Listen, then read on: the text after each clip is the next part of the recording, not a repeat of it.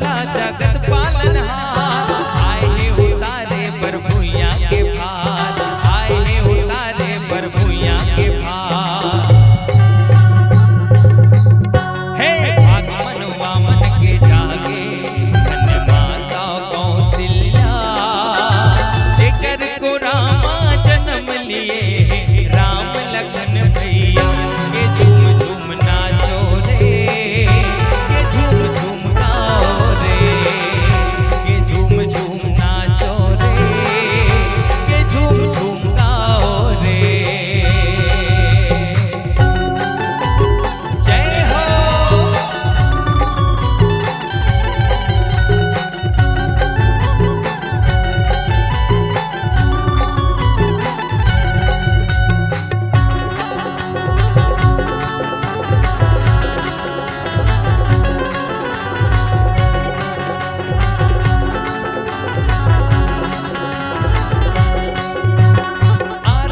उतारे सूरज चंद्रमा, मैया के गोदी माँ खेले ललना, मैया के गोदी माँ खेले ललना। अंबर ले फूल झरे जैसे झरना, बाजे बधाई अवधपुर माँ, बाजे बधाई अवधपुर माँ। मन भावन रूप रंग लागे, देख छोड़े न नजरिया। अवधपुरी के राजा जन्मे राम लखन भैया। के झूम झूम नाचो रे, के झूम झूम गाओ रे, के झूम झूम नाचो रे, के झूम झूम गाओ रे।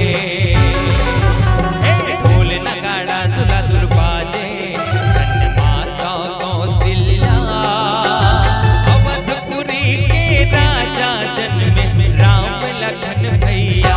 के झूम झूम नाचो रे, के झूम झूम गाओ रे, के झूम झूम नाचो रे, के झूम झूम गाओ रे, के झूम झूम नाचो रे, के झूम झूम गाओ रे, के झूम झूम नाचो रे, के झूम झूम गाओ रे,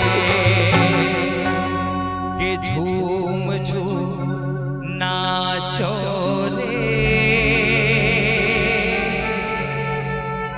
के झूम झूम